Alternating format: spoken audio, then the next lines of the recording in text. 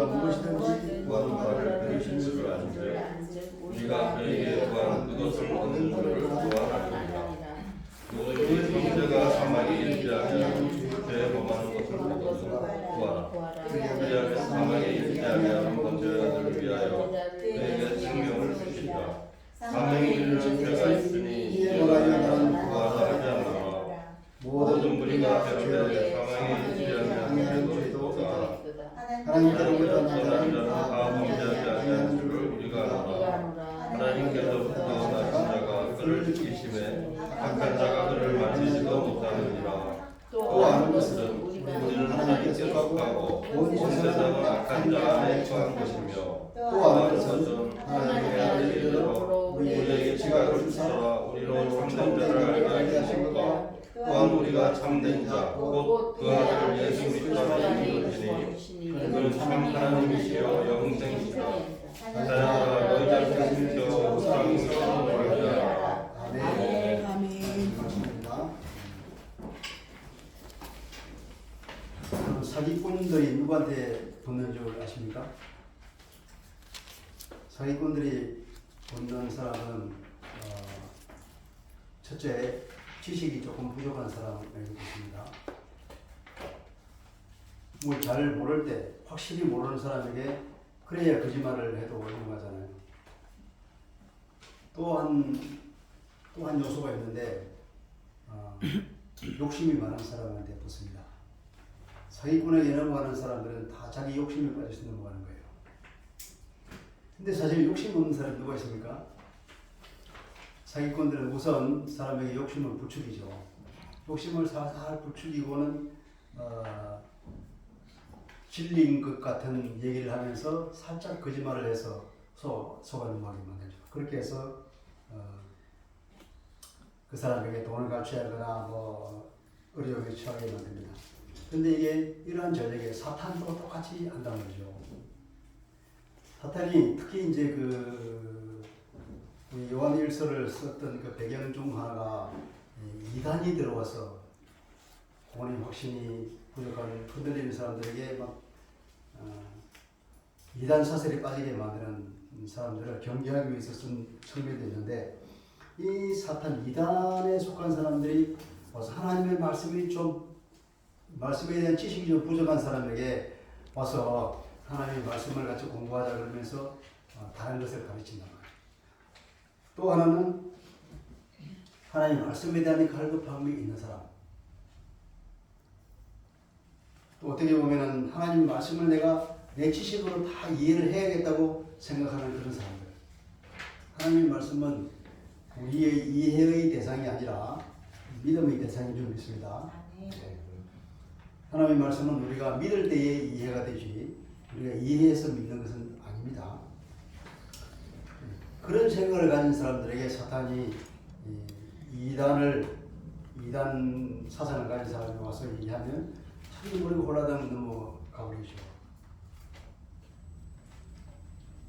그러니까 이런 사설에 넘어가지 않기 위해서는 올바른 지식을 가지고 있어야 되고 우리의 잘못된 탐욕을 버려야 될 줄로 믿습니다. 요한일서나 요한복음이나 혹은 요한계시록은 요한이 만년에 쓴 것입니다. 나이가 많아서 요한이 제자들 중에서 가장 오래 살았고 아마 1세기 후반 거의 90년대에 살았던 나이가 많은 사람인데 이 나이 많은 사도가 죽음을 앞두고 쓴 이 여러 편지들은 어떻게 보면 유언과도 같은 그런 사도의 간절한 마음이 묻어있는 말이 아니겠습니까? 계시록에 한번 주님이 주셔서 우리에게 넘겨준 것이 하더라도 요한복음이나 요한 1, 2, 3서 같은 걸 보면 정말 이 사도가 마지막으로 이 제자들에게 예수 믿는 성도들에게 주고 싶은 그 마음이 담겨서 성령의 감동으로 쓴 거라고 우리가 볼 수 있습니다. 더구나 이 요한 1서 그 중에서 마지막 부분이니까 요한 1서 중에서 자기가 쓰고 싶은 이 얘기를 쓰다가 맨 마지막에서 이 말은 정말로 빼먹을 수 없어. 꼭 해야 되겠어. 그래서 쓴 부분이 맨 마지막 말일 거란 말이죠. 그래서 이 맨 마지막에 가장 중요한 몇 가지를 다시 한번 사도가 우리에게 강조하고 우리가 다시 한번 당부하면서 이것만은 알고 있으면서 그리스도의 삶을 사십시오 하는 그런 당부라고 볼 수 있겠습니다. 여기서 보면 특별히 안다는 말이 많이 나옵니다. 보면 그 15절에 보면 우리가 무엇이든지 구하는 바를 들으시는 줄을 안다. 그리고 그것을 얻은 줄을 또한 아느니라. 18절에 가도 뭐 하나님께로부터 난 자는 다 범죄하지 아니하는 줄을 우리가 안다. 또 19절에 또 아는 것은 20절에도 또 아는 것은 뭐 이렇게 안다는 말이 계속 나오잖아요. 이것은 정말로 중요한 진리이기 때문에 꼭 알고 있어야 한다. 이것을 강조하는 면이 있고 또 한편으로는 이 당시에 영지주의자들이라는 사람이 있었는데 예수를 믿는 것만으로는 부족해. 뭔가 신비한 지식이 있어야 된단 말이야. 그래서 우리는 그런 지식을 가지고 있거든. 그러면서 자기들한테 오라 그래. 우리가 그 지식을 가르칠 테니까 이 신비한 지식을 알아야만이 구원을 얻고 우리가 육체로부터 해방을 얻는다. 그런 이단들이 있었는데 그들의 말에 대한 반론이기도 해요. 너희들이 알고 있다는 그 신비한 지식이 뭐냐? 그것이 중요한 것이 아니라 우리가 아는 이 지식이야말로 하나님의 진리다 하는 사도의 발언이기도 한 것입니다. 자, 그러면 사도가 우리에게 꼭 알려주고 싶은 오늘 제목이 이거죠. 꼭 알아야 할 뭐입니까? 꼭 알아야 할 영적 진리들입니다. 사도가 우리에게 이것만은 꼭 알고 있어요. 이것 정말 영적 진리는 이것을 알고 신앙생활을 하면은 행복할 거야. 그런 얘기를 우리에게 주고 있는데 첫째 13절입니다. 내가 하나님의 아들의 이름을 믿는 너희에게 이것을 쓰는 것은 너희로 하여금 너희에게 영생이 있음을 알게 하려 합니다. 또 아는 거죠. 알게 합니다. 여기 좀 알아라 뭐냐. 예수 믿는 사람들은 뭐가 있다고요? 영생이 있다. 영생이라는 거죠. 네. 너희에게 영생이 있다. 이것이 첫째 진리입니다. 너희에게 영생이 있다. 이것보다 더 중요한 사실은 없습니다. 이것보다 더 중요한 진리는 없다는 거예요. 여러분, 이 복음 광고가 참 마음에 들고 정말 여러 가지 메시지를 던지는데요. 우리가 비록 아무것도 없더라도 단 하나만 있으면 모든 것을 가진 것이다 하는 그런 메시지를 주고 있죠. 영당. 이 일이 뭐냐면 바로 예수 그리스도란 말이죠. 인생에 아무것도 없어도 바로 이것 하나만 있으면 대성공인 거죠. 이것이 뭐냐면 그 영생이란 말입니다. 아멘. 그래서 우리는 어떠한 환경에 있든지 간에 기뻐하고 감사할 수가 있는 거예요. 아멘. 성경에서 너희 기뻐하고 감사라고 합니다. 항상 기뻐하고 범사에 감사라. 우리가 이렇게 죽게 됐는데요. 아무것도 없는데요. 하는 일보다 다 무너진대요. 그러나 그 모든 것이 없더라도 뭐냐면 일만 있으면 성공이라니까요. 너희가 영생이 있느냐? 그러면 되지 않냐. 그래서 우리 모든 감사와 우리의 기뻐함의 근거가 뭐냐면 바로 이거예요. 그리스도인에게는 영생이 있다. 이 사실, 이 영적 진리를 꼭 알고 생활하면 항상 감사할 수 있을 거야. 항상 기뻐할 수 있을 거야. 어떠한 환경에 처든지 간에 그것을 견디고 뚫고 일어설 수 있을 거야 하는 사도의 당부입니다. 아멘. 그런데 세상의 모든 것을 가지도 그리스도가 없으면 아무것도 아니잖아요. 이 세상의 성공을 우리가 부러워할 필요가 없습니다. 우리에 있는 이 영생, 이것만, 이 보화를 우리가 가지고 있기 때문에 이것만 들여다보고 있으면 우리는 기쁨이 일어나는 거죠. 아멘. 옛날에 어떤 사람이 그런 얘기를 하더라고요. 아메이 사고를 하면 정말로 돈이 많아졌으면 나중에 그것이 후대까지 밀려준다. 그래서 어떤 사람은 그걸 성공하고 나서 자기가 자다가도 일어나서 내가 이런 복을 받았다니. 그럼 자다가도 일어나면 얻는다 그래요.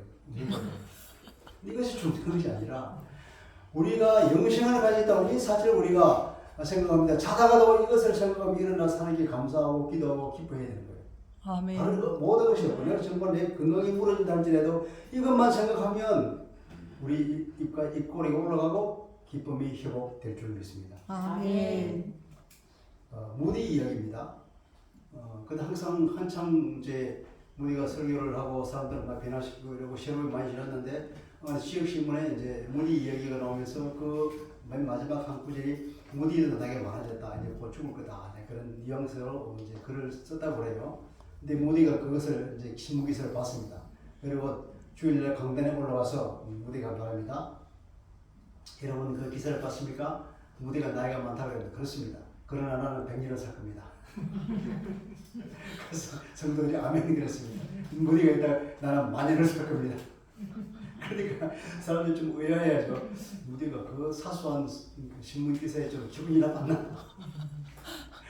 저분이 저럴 분이 아닌데 나는 10만 년 더 살 것입니다. 그래서 사람이 좀 의아합니다. 더 화가 났나? 나는 영원히 살 것입니다. 왜냐하면 나는 영생이 있기 때문이죠. 그래서 사람들이 아멘 했다 그래요. 여러분, 우리가 천년을 산다 그러면 안 믿죠. 근데 우리가 영생을 가있다 그러면 아멘 하잖아요. 영생이 되는 거예요. 우리가 이 영생이 무엇인지를 의미를 가르치기 위해서 한 재치 있는 말이죠. 우리는 천년 살고 만년 살고 그것이 문제가 아니에요. 사람은 영적인 존재이기 때문에 어차피 영원히 사는 존재예요. 그것이 결국 천국에서 영원히 사느냐 지옥에서 영원히 사느냐 그 차이뿐인 겁니다. 하나님과의 관계가 되어 있으면 그 사람은 천국에서 영원히 사는 것이고, 하나님과 관계가 단절되면 이 사람은 지옥에서 영원히 살게 되는 존재죠. 죽고 아무 일도 없다면 뭐 문제가 없겠죠. 불신자들이 죽으면 가만히야. 그러면 다행이겠지. 그보다 다행스러운 일은 없겠지만 미안하지만 아니라는 거죠.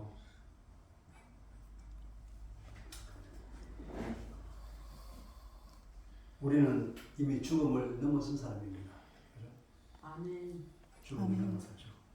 우리는 그 죽음을 가지고 우리를 조롱하는 사탄을 이긴 사람입니다. 예수님이 그 머리를 발도 부셔버리고 이겼잖아요.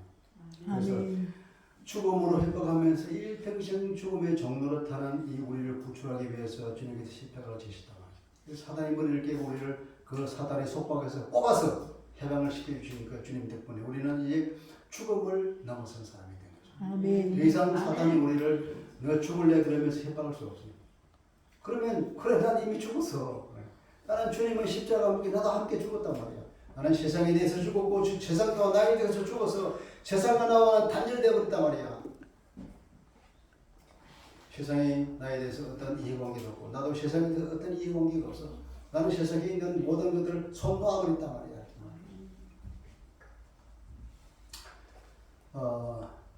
1년 동안의 시한부 인생을 사는 어떤 사람이 글에 이런 글이 있다고 합니다. 그가 말하기를 지금 죽음을 목전에 두고 바라보니까 내가 옛날에 중요하다고 생각하는 것들이 정말 아무 의미가 없다는 것을 드디어 깨달았다.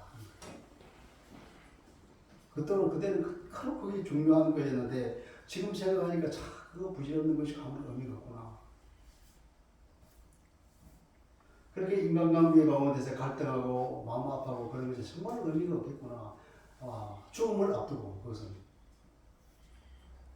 이래도 좋고 저래도 좋은 거예요. 그냥 넘어갈 수 있는 문제. 내가 왜 그렇게 집착하면서 거기에 마음 졸이며 가슴 아파했던가. 후회한다 그런 거죠.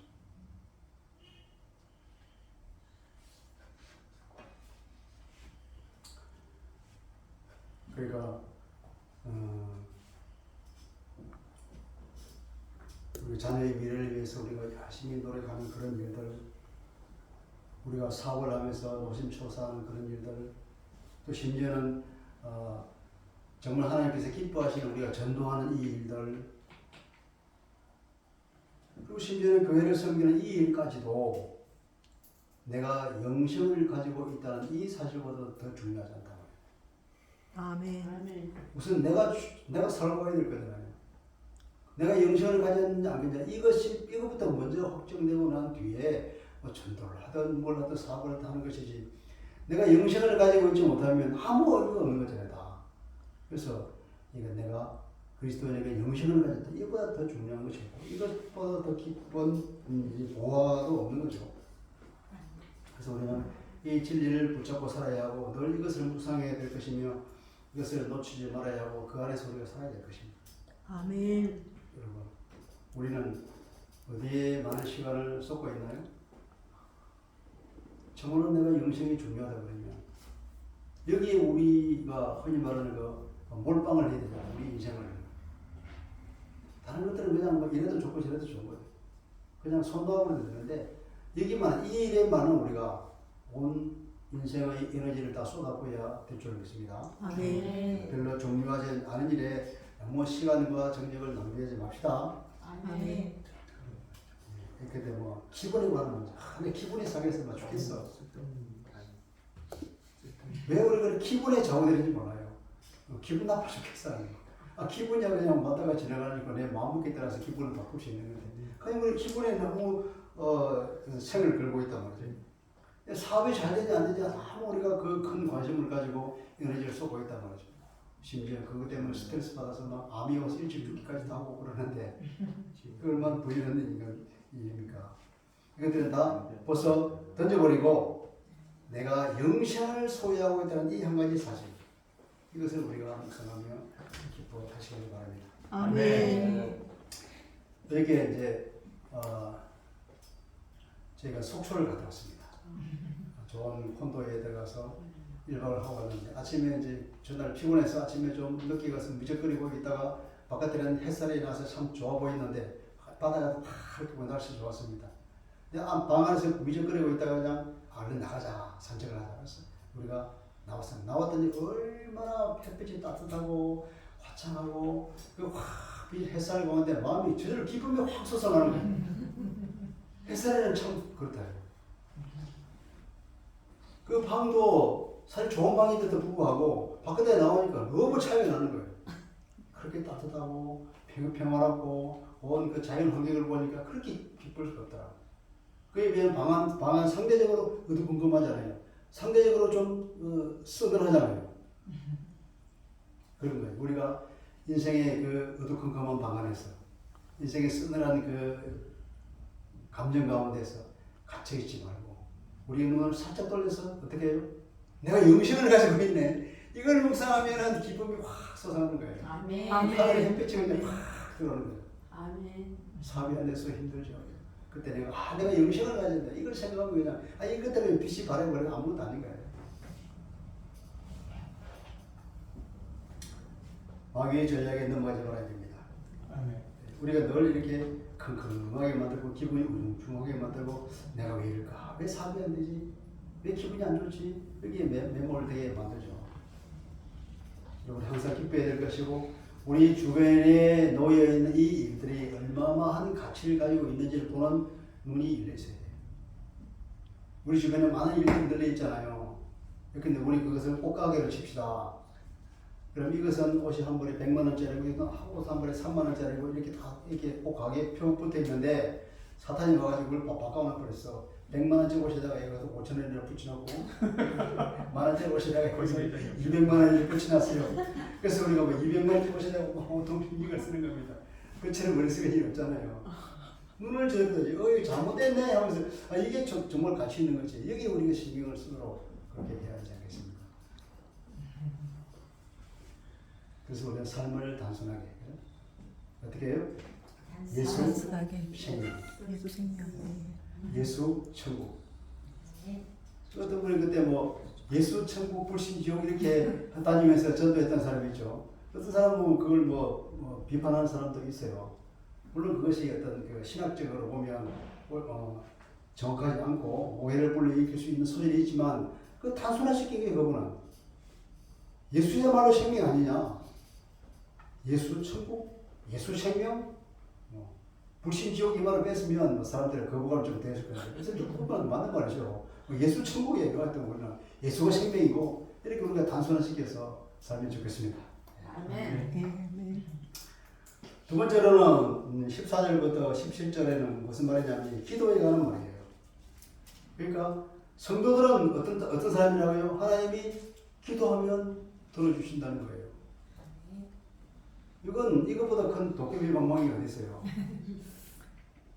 우리 뭐 알라딘은 뭐 램프 뭐 있죠, 뭐 진이 있죠, 뭐 하필이면 뭐 주인이 뭘 도와주실까요? 그런 것보다 더 우리가 위대한 그 무기를 가지고 있다니까요. 기도라는 이 무기. 사람이 기도하고 있나 하는 걸 보면 그 사람이 하나님과의 관계가 얼마나 바로 세워지는지 볼 수 있어요. 기도 안 하는 사람은 하나님과의 관계가 좀 소원한 사람입니다. 우리가 하나님과 교제를 말할 때에 성경을 봅니다. 찬양을 합니다. 기도하고 또 예배를 드립니다. 이것이 하나님과의 교제에 중요한 거죠. 그것보다 가장 핵심적인 게 뭐냐면 기도하는 거예요. 개인적으로. 어떤 문제가 있을 때마다 항상 기도하는 거죠. 큰 일이든 작은 일이든 늘 기도합니다. 그 사람은 하나님의 자녀인 것입니다. 그 사람은 어떤 사람입니까? 자기 능력으로 사는 것이 아니라 하나님의 능력으로 사는 사람이에요. 우리는 다 내 능력으로 살기 때문에 기도할 필요성을 안 느끼잖아요. 기도 안 하잖아요. 내가 다 하는데 뭐. 우리 속에 성령이 계심에도 불구하고 가만히 있어요. 내가 할게요. 그래서 기도 안 하잖아요. 내가 하다 안 되니까 그때서 드디어 주님 잘 안 되면 해주세요. 이렇게 말하죠 우리가. 처음부터 그렇게 살아야 할 텐데 그를 향하여 우리가 가진 바 담대한 것이 이것이니 그 뜻대로 무엇을 구하면 들으시리라. 우리가 담대함을 가지고 있잖아요. 담대함은 예배에서 나오는 말인데 헬라 말로 파르레시아라고 하는 말인데 이 말은 그 말을 하죠. 언론의 자유를 말할 때에 파르레시아라고 했대요. 담대함. 신분이 낮은 사람인데도 불구하고 신분 지쳐놓은 그 사람에게 가서 내가 하고 싶은 말을 마음대로 할 수 있는 것, 그것을 담대함이라고 해요. 우리가 인간의 신분을 가지고 있는 피조물이지만 그 지쳐놓은 하나님 앞에 내가 할 말을 안 할 말 다 할 수 있는 그것, 무엇보다 담대한 것이 어디 있겠어요. 우리에게 그런 담대함이 있다고. 왜냐? 주님께서 십자가를 지시고 우리의 죄 문제를 다 처리하니까 우리가 하나님 앞에 나갈 수 있는 길이 있다. 성소에 지성소로 들어가는 휘장이 다 찢어졌거든요. 그 지성소에는 아무나 들어가면 다 죽어요. 심지어 제사장까지도 들어가면 죽는다고 해요. 그래서 대속죄 1년에 한 번 7월 10일 날 그때만 들어가서 속죄를 할 때만 들어가는 곳이에요. 그만큼 우리의 죄 때문에 하나님의 임재에 함부로 나가면 죽는다고 심판 때문에. 그런데 우리의 죄를 다 해소했어요. 아담 부부가 죄를 짓고 나서 어떻게 했습니까? 하나님의 얼굴을 찾아갔습니까? 피했습니까? 피했습니다. 왠지 하나님의 얼굴 보기가 민망해서 그들이 저기 숲속으로 도망가서 피했다고 해요. 숨어가지고 하나님이 아담을 불렀잖아요. 불렀는데 불구하고 다 숨어가지고 안 나오는 거예요. 아담아 어디 있느냐? 하나님이 어딘지 몰라서 불렀습니까? 근데 아담이 하는 얘기가 내가 사실 무서워 숨었거든요. 그런데 아담 하는 얘기가 내가 버섯성으로 숨었다. 그전에는 벗은 게 몰랐습니까? 그전에 지내는 그냥 자기가 혼란 벗어가지고 하나님께 못 나가겠다고. 죄가 하나님과 우리 사이의 관계를 갈아먹는 겁니다. 근데 그 죄가 이제 해소가 되기 때문에 우리는 당당하게 하나님께 나갈 수 있는 거죠. 우리가 부모에게 큰 잘못을 저질렀으면 부모 얼굴을 못 보죠, 그죠? 친구가 가도 마찬가지고 부모가 가도 마찬가지야. 내가 뭔가 마음에 캥기는 게 있으면 그 얼굴 보기가 두렵죠. 왠지 부담스럽게 됩니다. 그런데 그 관계가 다 없으면 그처럼 종목이 없죠. 친구처럼 종목이 있습니까? 부부처럼 종목이 있어요. 부모 자식 간보다 그 종목이 없잖아요. 우리가 부모를 만날 때 그냥 우리가 그 품에 안기며 어린아이처럼 우리가 응성을 부릴 수도 있고 그렇잖아요. 마음껏 가고 담대하게 말하고 뭐든지 말하고 그것이 담대함입니다.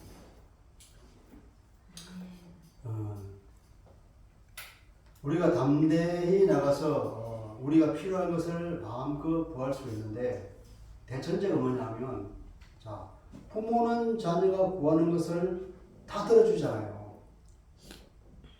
우리 전집사님 그렇죠? 내 능력이 안 돼서 못 도와줄 뿐이지 능력이 된다 그러면 다 들어주잖아요. 물론 가끔 안 들어주는 건 있죠. 근데 왜 안 들어줍니까? 그것이 해로우면 안 들어주잖아요. 또 때가 안 됐으면 안 들어주잖아요. 그 외에는 어떻습니까? 다들 들어주죠. 그러니까 크게 보면 부모는 자녀의 요구를 100% 다 들어주는 거예요. 하나님도 당신이 자녀가 기도하는 모든 것들을 100% 다 들어주죠. 그죠? 1%의 그 오류도 없는 거죠. 완벽하게 맞는 말이잖아요. 그러니까 기도란 인생이나 내 힘으로 사는 것이 아니라 하나님의 능력으로 사는 것을 보여주는 대표적인 지표입니다. 근데 우리 기도의 방법이 있죠. 그래서 기도의 방법을 어떻게 해야 됩니까? 15절 우리가 무엇이든지 구하는 바를 그랬죠. 14절 그의 뜻대로 무엇을 구하면 들으시리라. 하나님의 뜻대로 구해야 된다는 거예요. 하나님의 뜻대로. 내 뜻대로 구합니까? 하나님의 뜻대로 구합니까? 네. 하나님의 뜻대로. 네. 그런데 보통 우리는 내 뜻대로 구하잖아요. 그러니까 내 뜻과 하나님 뜻이 괴리가 되면 그러면 어느 것이 더 좋은 겁니까? 하나님의 뜻이 어느 것이 더 좋은 거예요? 내 뜻은 이건데 하나님 뜻이 이거면 당연히 하나님의 뜻이 더 좋은 거지, 더 완벽한 거잖아요. 나는 시시한 거 이걸 달라고 그러는데 하나님 그거 말고 더 좋은 거 있어 임마. 이거는 준비해놨어. 그러면 하나님께서 이거 주셔야 더 좋은 거, 더 좋은 거, 훨씬 더 좋은 거, 더 큰 거. 그러니까 기도 응답은 어떻게 이루어집니까? 내 뜻대로 이루어집니까? 하나님 뜻대로 이루어집니까? 당연히 하나님 뜻대로 이루어지겠죠. 하나님 우리 아버지신데. 그러니까 내가 비록 이것을 구하더라도 하나님은 더 좋은 것을 주신다는 거예요. 그러니까 기도 응답은 어떻게 이루어지죠? 내 뜻대로 이루어집니까? 하나님 뜻대로 이루어집니까? 하나님 뜻대로 이루어지죠. 근데 문제는 우리가 이거 버는 문이 없어서 이거 말고 이거 주세요 그러잖아요. 이것이 훨씬 좋아 보이고 이것이 꼭 필요해요 그러잖아요. 근데 우리 눈이 막혀서 하나님이 주신 그것을 가치를 몰라요. 그래서 우리가 기도 응답을 못 받았다고 그러잖아요. 기도 응답은 내 뜻대로 이루어지는 것이 기도 응답이라고 우리가 잘못 생각하고 있는 거예요. 저도 한참 기도할 때에 간절한 필요가 있을 때 기도를 했는데 그런 마음에 불안이 있어서 기도하면 마음이 편하다는데 왜 그러냐? 왜냐하면 하나님 혹시 내 뜻대로 아니고 하나님의 뜻대로 해줄까 봤어. 그게 겁났어요. 나는 이걸 꼭 필요한데 하나님 이거 안 주고 다른 걸 주면 어떡하지? 뭐 그 생각이 늘 있어. 불안했다니까요. 그리고 또 어떤 사람이 당신 기도 응답 받고 삽니까? 그 믿음이 좋냐 안 좋냐를 판단하기 위해서 하는 말이 보통 이제 당신 기도 응답 받고 삽니까? 보통 아니야 기도 응답 못 받는데요. 그 사람이 뭔 의도에 의하면 나는 기도 응답 못 받아요. 왜냐면 내 뜻대로는 안 되니까. 저는 제 뜻대로 그대로 된 경우가 거의 없어요. 그래서 나는 기도 응답 못 받고 살았어요. 근데 옛날에는 그런 믿음이 약할 때에는 그 사람이 그런 질문을 할 때 나는 믿음이 너무 약해. 나는 지금 기도 응답 받은 적이 없어. 내 기도한 대로 된 적이 없거든. 근데 그것은 그 질문을 한 사람도 잘못됐고 그렇게 생각하는 것도 잘못된 거예요. 기도 응답은 내 뜻대로 되는 것이 아니라 하나님의 뜻대로 되는 것이 기도 응답이고 왜냐하면 우리 아버지신 그분은 우리에게 좋은 것을 주신다. 때가 안 되면 기다려서 주신단 말이에요. 지금 기도했는데 오늘 안 주고 10년 뒤에 주실 수도 있어요. 이걸 A를 구했는데 주님은 B를 주실 수 있어요. 근데 우리가 그것을 기도해 놓으면 그래서 우리가 이렇게 나오죠. 그 뜻으로 주시기 때문에 무엇이든지 구하는 바를 들으시는 줄을 우리가 알기 때문에 이제 그에게 구한 그것은 이미 받은 줄로 우리가 알자. 기도했기 때문에. 자, 우리가 대신제 그랬잖아요. 부모는 자식의 기도를 100% 들어준다. 자식의 요구를 100% 들어준다. 마찬가지로 하나님은 우리의 기도를 100% 들어주신다. 근데 문제는 내 뜻이냐 하나님 뜻이냐. 이 기도는 100% 이루어진다. 하나님의 뜻이 더 좋을 경우는 하나님 뜻대로, 내 뜻이 하나님 뜻에 맞을 경우는 내 뜻대로 이루어지는 거죠. 그래서 기도하고 난 이후에는 그것이 어떻게 100% 이루어집니까? 안 이루어집니까? 100% 이루어집니다. 내 기도를 들었다. 하나님께서 내 기도를 들었다. 그러면 이제 끝난 거예요. 아버지께서 내 요구를 들으셨다. 들었으면 끝나잖아요. 그 다음에 이제 어떻게 아버지가 전능하신 아버지께서 판단하시기 가장 적절한 때에 가장 좋은 것을 이제 주시잖아요. 그러면 끝난 거죠. 그래서 이제 받은 걸로 아는 거예요. 그게 우리 믿음인 줄 믿습니다. 아멘. 근데 우리가 이것을 오해를 하죠. 내 뜻대로 돼야 되는 것처럼.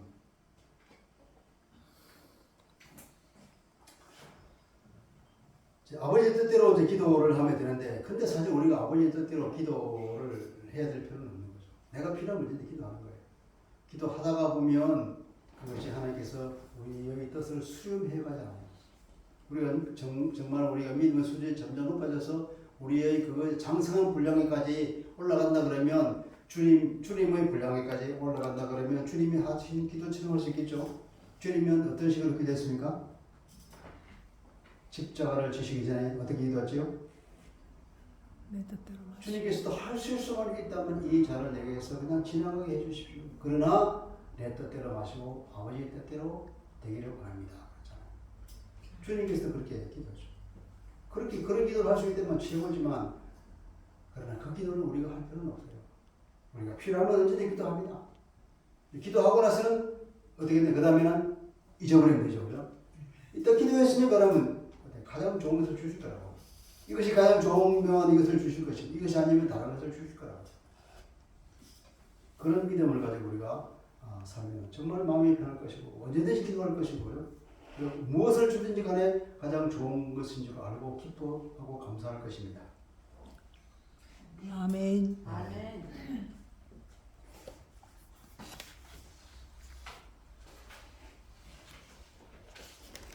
그래서 또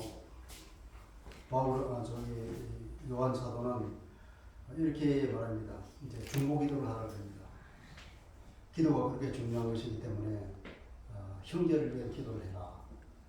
형제를 사랑하라고 그렇게 강조 많이 했잖아요. 형제 사랑을 강조했는데, 형제 사랑을 위해서 이렇게 기도하는 것만큼 형제 사랑하는 것도 없잖아요.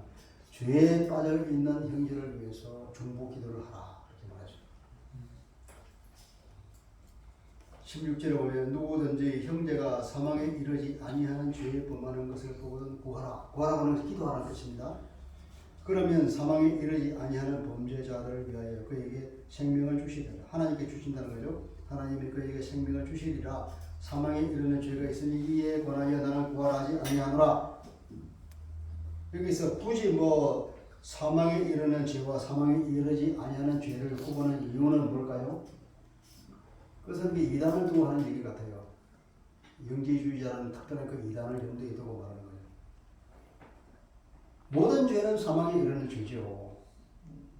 그런데 여기서 굳이 사망에 이르는 죄와 지지 않은 죄를 말하는 것은 하나님을 회방하고, 우리 성령을 회방하는 데는 용서하지 못한다고 말하자고 있잖아요. 그것처럼 하나님의 말씀을 무시하고, 그렇게 이단으로 빠질 그들은 용서하지 못하는 사람이에요. 그들을 위해서는 더 이상 이제 기도할 필요도 없어. 그러니까 우리 속에 있다가, 우리 함께 있다가 우리 여기서 나갔잖아요. 그래. 그 요한 공동체에 있다가 이단 사슬에 빠져서 나가는 그 사람들이 이제 끝난 거라고. 이단에 빠진 그 사람들은 더 이상 구원받지 못하는 사람들. 그들을 위해서 기도할 필요 없다. 그러나 우리가 실수해서 죄에 빠져있는 친구들 보고는 기도해라. 그런 사람들은 그 성도들이 용서하지 못할 죄를 지을 수 있습니까? 없습니까? 지을 수가 없어요. 하나님의 자녀는 지을 수 없습니다. 그래서 18절에 나오잖아요. 하나님께로부터 난 자는 범죄하지 않는다. 왜냐하면 그리스도께서 우리를 지켜주시기 때문에 그런 치명적인 죄는 절대로 빠지지 않아요. 그리고 죄를 짓더라도 계속해서 죄를 지을 수 없어요. 계속해서 죄를 짓는다고 하는 것은 하나님 안 믿는 사람이거든요.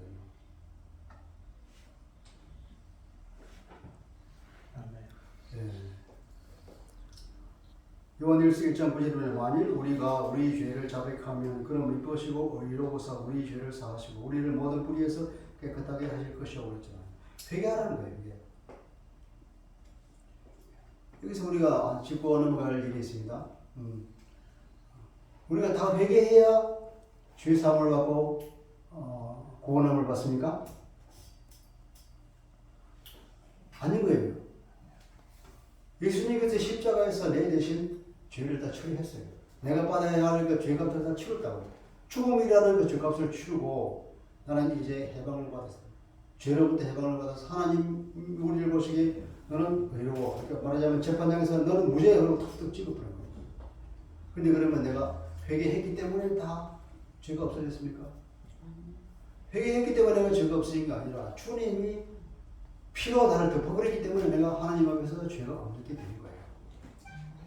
내가 회개하는 것은 주님께서 나를 위해서 그렇게 죽기까지 나를 사랑하셨습니다. 그걸 보면서 내 죄를 바라보고 내가 회개하는 거예요.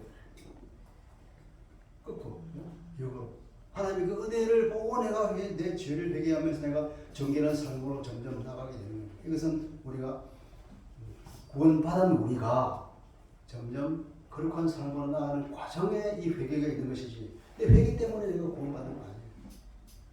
우리가 과거에 지었던 죄, 현재 짓는 죄, 미래에 지을 모든 죄까지도 주님의 십자가가 다 덮어버렸습니다. 다 덮어버렸습니다.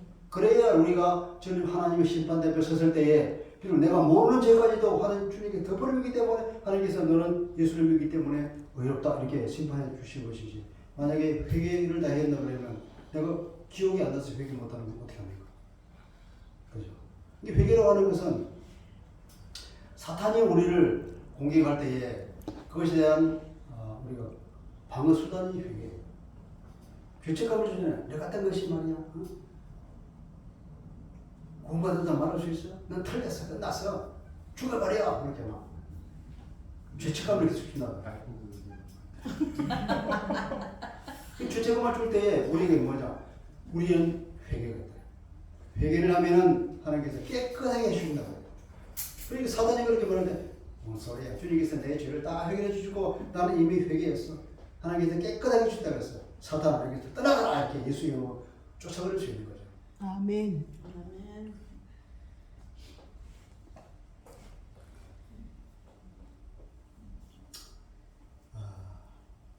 이것이 노사도의 간절한 부탁의 말씀입니다. 죄에 빠진 형제를 위해서 중보 기도하는 것보다도 더 좋은 형제의 사랑을 실천하는 것이 없다는 거죠. 아멘. 우리가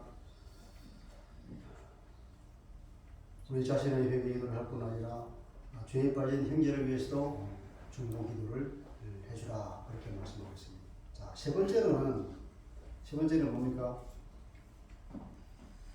18절에 하나님께로부터 난 자는 다 범죄하지 아니하는 줄을 우리가 아노라. 하나님께로부터 나신 자가 그를 지키기 때문에 악한 자가 그를 만지지도 못하느니라 그렇게 말하고 있죠. 자, 하나님께로부터 난 자. 이 하나님께로부터 난 자는 누구냐면 성도를 말하는 거예요. 이 성경의 원문에 보면 이것은 남성도 아니고 여성도 아닌 중성 단수를 사용했어요. 일반적으로 성도를 지칭하기 위해서 쓴 표현이라고 볼 수 있거든요. 이 사람은 범죄하지 않는다고 해요. 범죄하지 않는다고 하는 우리가 예수 믿는 사람이 범죄 안 합니까? 죄를 짓지요. 우리 마음속에 언제든지 항상 우리가 죄를 짓고 회개하고 그러잖아요. 그런데 여기서 죄를 짓는다고 하는 것은 계속적으로 반복적으로 죄를 짓는 일이 없다 이 말이에요.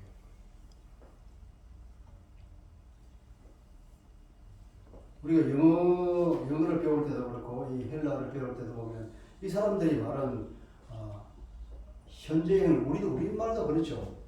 현재형을 쓰는 것은 예컨대 이렇게 말하죠. 저 사람은 노래를 부른다. 봅시다. 현재형을 쓰잖아. 이 사람은 노래를 부른다. 그럼 뭘 말하냐면 이 사람은 늘 노래를 불러 그 말이죠. 그죠? 이 사람은 노래가 취미야. 노래가 직업이야. 그렇게 말 때 그 사람은 노래를 부른다. 마찬가지로 이 사람은 죄를 짓는다. 그럼 이 사람은 늘 죄를 짓는 거예요. 탐만 남의 죄를 져요. 죄를 짓고 또 져요. 반복적으로 져요. 그걸 죄를 짓는다.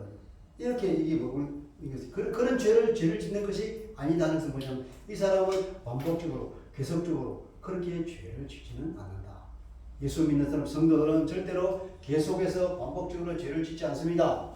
왜냐하면 하나님께로부터 나신 자라 그랬죠. 앞에도 하나님께로부터 난 자고 뒤에도 하나님께로부터 난 자인데 원문에 보면 앞에는 중성 단수를 썼고 뒤에 그다음 남성 단수를 썼습니다. 이것은 누구를 말하냐면 예수 그리스도를 말하는 거예요. 그래서 하나님께서 우리가 번역할 때 하나님께로부터 나신 자 그렇게 표현하잖아요. 예수님을 말하는 거예요.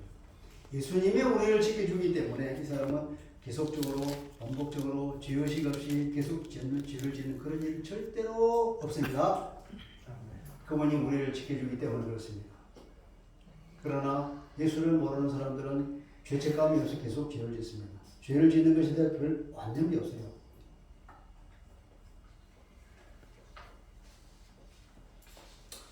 그런 사람들은 하나님께로부터 나신 자가 그를 지키셨기 때문에, 지킨다고 하는 것은 뭔가 보호한다는 거죠. 감시한다, 보호한다. 우리를 보호하시기 때문에 악한 자가 만지든, 악한 자는 사탄을 말하는 거죠.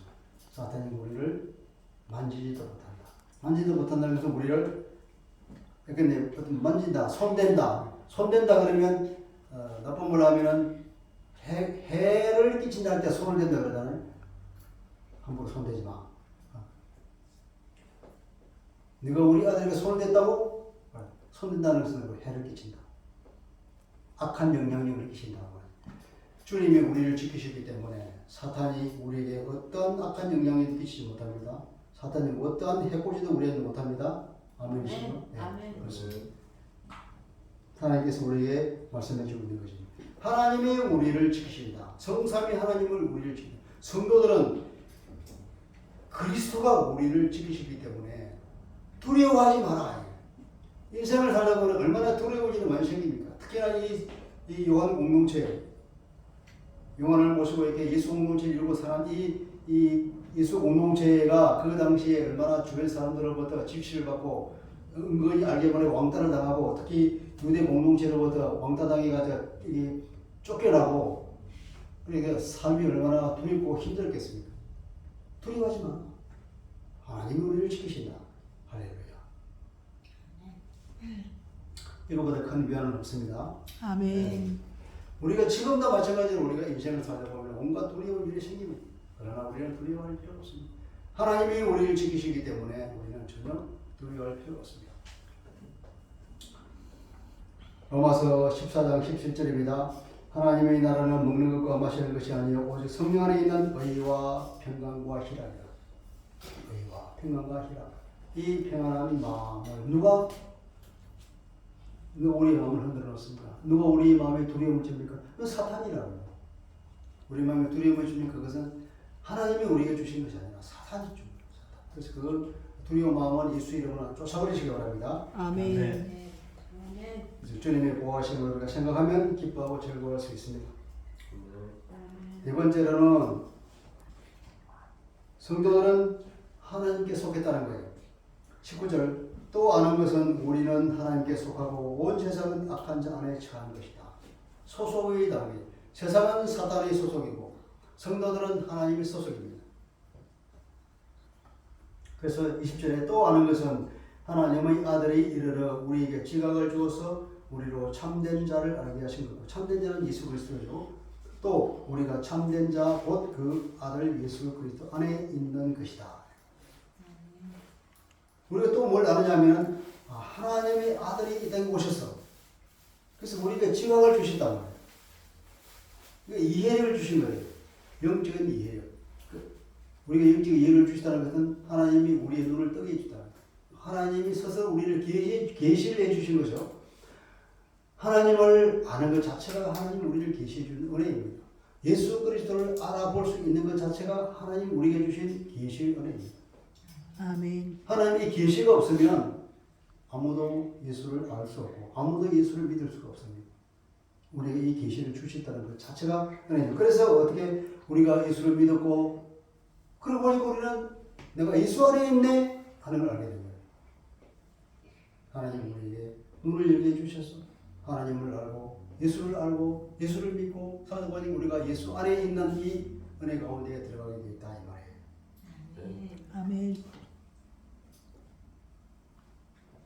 자, 우리가 소속이 우리는 소속이 하나님인데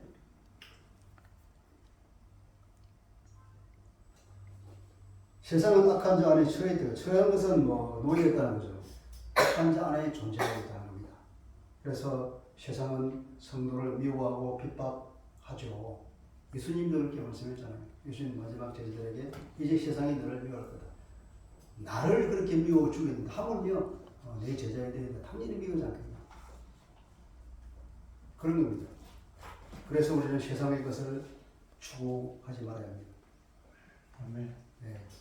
요한일서 2장 15절입니다. 이 세상이나 세상에 있는 것들을 사랑하지 마라. 우리 세상에 우리가 필요한 것 세상에 살기 때문에 필요하죠. 그러나 필요하다고 해서 우리가 사랑하지는 말아요. 사랑하지 말아요. 누구든지 세상을 사랑하면 아버지의 사랑이 그 안에 있지 않다.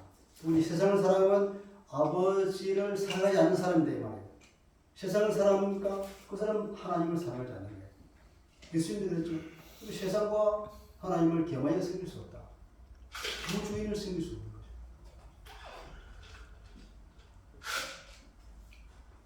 마지막으로 우리는 세상의 것을 추구하지 않는 것. 세상의 방법으로도 살지 않습니다. 하늘의 방법이 있고 세상의 방법이 있는데 그리스도인들은 어떤 원리에 따라 사느냐면 하늘의 원리에 따라서 삽니다. 대표적인 하나의 원리는 뭡니까? 사랑이죠. 사랑의 원리로 사는 거예요. 용서의 원리로 사는 것입니다. 세상의 원리는 뭡니까? 서로 싸우는 거예요. 경쟁하고 다투고 빼앗는 거죠. 죽이고 멸망시키는 거예요. 그런 원리로 우리는 살지 않습니다. 우리가 하나 예수 믿는 사람들이 세상의 원리에 따라 살면 제대로 될까요? 안 될까요? 100%죠. 내가 자기가 잘 근데 있잖아요. 무대가 자기 무대에서 싸워야지 남의 무대에 가서 싸우면 지는 거예요. 남의 무대가 세상 사람과 경쟁할 때 나는 내 방식을 써야지 세상 사람을 이기려고 세상 사람의 방법을 쓴다. 그건 안 되지. 지지. 세상의 방법 저 사람 나보다 더 잘하는데 그게 전공인데 그렇잖아요. 그러니까 나는 항상 내 방법을 써야 됩니다.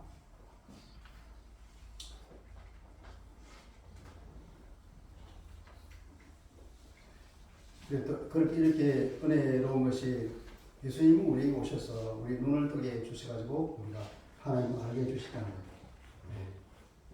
요한복음 17장 3절 말씀은 이렇게 말씀합니다. 영생은 곧 유일하신 참 하나님과 그가 보내신 자 예수 그리스도를 아는 것입니다. 영생이 뭐냐? 하나님을 알고 하나님을 보내신 예수 그리스도 아는 것. 그 아는 것이 영생이 되거든요. 근데 하나님을 알고 예수 그리스도 알려면 우리 눈이 열려줘야 돼요. 그래서 그 열려줬다고 합니다. 또 하는 것은 하나님의 아들이 이르러서 우리 오셔서 우리에게 지각을 주어서 우리로 하여금 참된 자 예수 그리스도를 알게 하고 그분을 믿어서 드디어 구원을 얻게 해요. 그래서 우리가 눈을 뜨고 보니까 우리가 예수 안에 있네. 이 은혜예요. 참 놀라운 은혜입니다. 아멘. 아멘. 자, 이제 마지막 당부입니다. 시간 많이 갔네요. 마지막 당부는 자녀들아 너희 자신을 지켜 우상에서 멀리하라. 그래서 진리를 받으라 이제 마지막 당부라고 볼 수 있습니다. 우상 숭배하지 말라는 거죠. 우상이란 자기 욕심을 채우려는 수단입니다. 자기 욕심을 채우려는 수단으로 인간이 만든 것이 우상이죠. 여러분 우상 앞에 가서 비는 사람들 한번 상상해 봅시다. 거기에는 어떤 도덕이 있을까요? 도덕 없죠. 거기는 인간의 욕망만 가득 차 있습니다. 이거 해주세요. 귀신에게 가서 아니 귀신을 잘 구슬려서 우상을 만들어 놓고 귀신 앞에 가서 귀신과 타협하는 거죠. 귀신과 거래하는 거잖아요. 내가 이거 주시오. 저거 주세요. 뭐 이거 도덕 필요 없는 거예요. 자기 욕망을 있는 그대로 다 해달라고 하고. 그러니까 우상은 자기 욕망을 채우려는 수단인 거죠.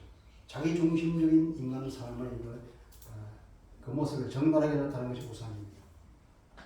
그래서 우리가 우상은 다른 말로 하면 우리의 마음을 지배하고 있는 것이 우상입니다. 우리의 마음을 가득 채우고 있는 그것이 우상입니다. 우리 삶에 가장 우선순위를 두고 생각하고 있는 그것이 우상입니다. 우리 마음에 하나님 다른 그 무엇이 우리의 마음을 지배하고 있다면 그것이 우상인 줄 아시기 바랍니다. 아멘. 그래서 골로새 5장 3장 5절 이렇게 말합니다. 땅에 있는 지체를 죽이라. 땅의 속성, 사탄의 속성 죽이라는 거예요. 곧 험난과 부정과 사욕과 악한 정욕과 탐심이다. 그래서 탐심은 우상숭배입니다. 탐심, 탐한다는 거예요. 탐한다는 것은 지나치게 그것을 소유하기 위해서 욕망을 가지는 걸 탐한다는 거예요. 탐심, 지나친 욕심이죠. 우리 마음에도 욕심이 가득 차 있는 것. 그것은 곧 우상 숭배이라 그렇게 말하고 있습니다. 우상은 하나님과 대척점이 있습니다. 믿음과 대척점이 있는 거죠. 그래서 우리는 자기중심적인 삶의 그 마지막 종착점이 우상인데, 그래서 우리는 어떻습니까? 자기가 중심이 되어서 살지 말고 내가 주인이 아니고 누가 주인이라고요? 우리 주님이 주인입니다.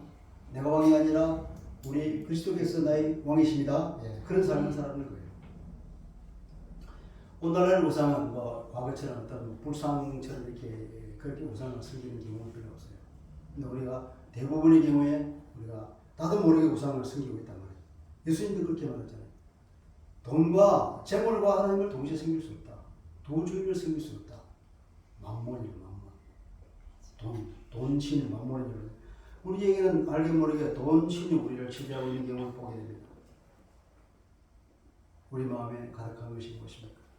혹시 돈을 가득 차십니까? 재물을 가득 차십니까? 그럼 우리는 만몬에게 사로잡혀 있는 거예요. 그래서 떨쳐내야 합니다. 자, 이제 말씀을 마무리해 보겠습니다. 자, 사도는 우리에게 우리 신앙생활에서 꼭 알고 있어야 할 진리를 말하고 있습니다. 그 진리가 무엇입니까?